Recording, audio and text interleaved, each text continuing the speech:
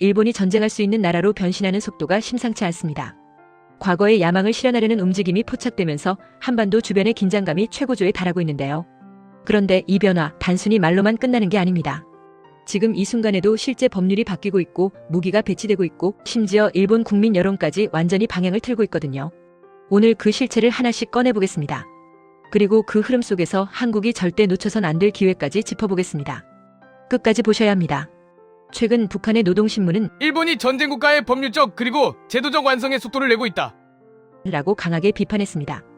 이어서 군국주의는 과거의 그늘에서 나와 실체로 전환되고 있다 라는 표현까지 사용했습니다.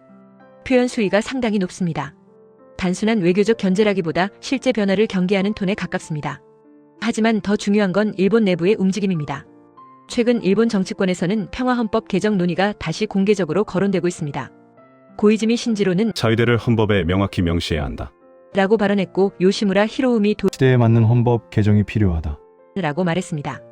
이 발언이 의미하는 건 단순한 개인 의견이 아닙니다. 자민당과 지역 정치권에서 동시에 개헌 필요성을 공개적으로 언급한다는 건 이미 내부 공감대가 형성되고 있다는 신호입니다. 특히 자위대를 헌법에 명기하는 문제는 상징성이 큽니다. 전후 일본 체제의 근간을 건드리는 문제이기 때문입니다.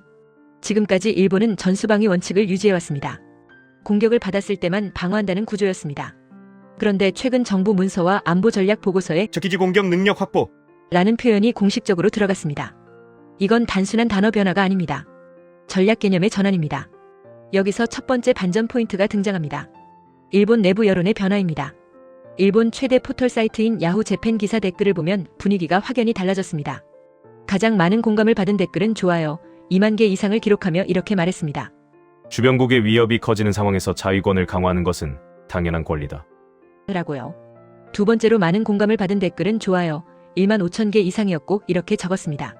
더 이상 헌법이라는 족쇄에 묶여 있을 수 없다. 강한 일본을 되찾아야 한다. 라고요. 이 정도 숫자는 일시적 감정이 아니라 구조적 인식 변화로 봐야 합니다.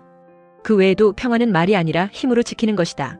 라는 댓글, 북한이 반대하는 걸 보니 우리가 제대로 가고 있다는 증거다 라는 반응이 이어졌습니다. 반면 군비 확장으로 복지 예산이 줄어드는 것 아니냐는 우려와 과거사 문제를 해결하지 않고 군사력만 키우면 국제 신뢰를 잃는다는 지적도 존재했습니다. 하지만 전체적인 흐름은 군사력 강화에 대한 거부감이 과거보다 낮아졌다는 점입니다. 여기서 잠깐 질문드립니다. 일본이 선제 타격 능력을 제도적으로 명확히 한다면 우리 안보에 직접적인 위협이라고 느끼십니까? 아니면 북한과 중국을 고려한 현실적 선택이라고 보십니까? 댓글에 A 위협, B 불가피 중 하나로 남겨주세요. 이제 두 번째 반전 포인트입니다. 여론이 아니라 실제 군사체계 변화입니다. 일본은 12식 지대함 유도탄 사거리 연장형을 배치 단계에 두고 있습니다. 기존 대비 사거리를 크게 늘리는 방향으로 개량이 진행됐고 장거리 타격 능력을 확보하는 것이 목표로 알려졌습니다. 공식 설명에서도 적 기지 공격 능력이라는 표현이 반복됩니다. 또한 이즈모급 함정을 개조해 F-35B 운용이 가능하도록 구조를 바꾸고 있습니다. 명칭은 호위함이지만 운용 개념은 항공모함에 가깝습니다. 방어적 표현과 공격적 역량이 동시에 존재하는 구조입니다. 미국과의 합동훈련도 강화되고 있습니다. 한미일 연합훈련이 정례화되면서 일본 자위대의 역할 범위가 확대되었습니다. 과거에는 지원적 성격이 강했다면 최근에는 실전 시나리오 기반 훈련 비중이 높아졌습니다. 훈련 강도 역시 과거와 비교해 상당히 강화되었습니다. 이 모든 변화가 동시에 진행되고 있습니다. 헌법 논의, 여론 전환, 무기 확충, 훈련 강화. 따로가 아니라 하나의 방향으로 움직이고 있다는 점이 중요합니다. 그렇다면 이 변화는 한국의 무조건 위기일까요? 여기서 세 번째 반전 포인트입니다. 전략적 기회입니다. 미국은 동북아에서 균형을 원합니다. 일본의 역할 확대는 환영하지만 통제 불가능한 군사 대국화는 부담일 수 있습니다. 이 지점에서 한국의 전략적 가치가 상승합니다.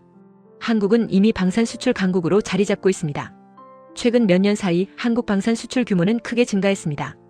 K9 자주포와 FA-50 경공격기, 천무 다연장 로켓 등 다양한 체계가 유럽과 중동으로 수출되었습니다.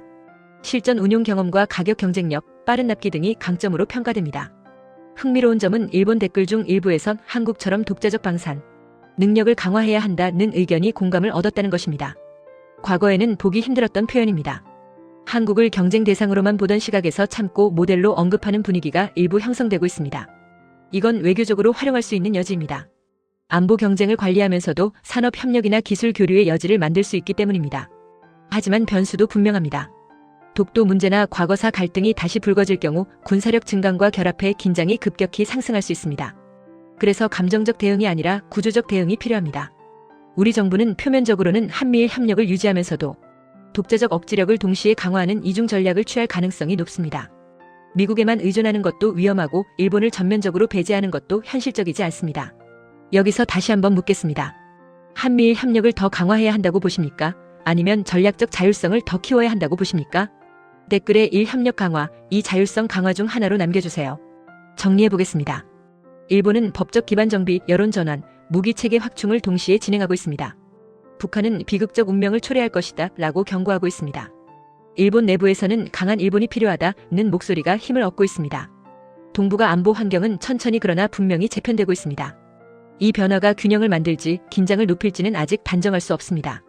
하지만 분명한 건 한국이 능동적으로 전략을 설계해야 할 시점이라는 점입니다.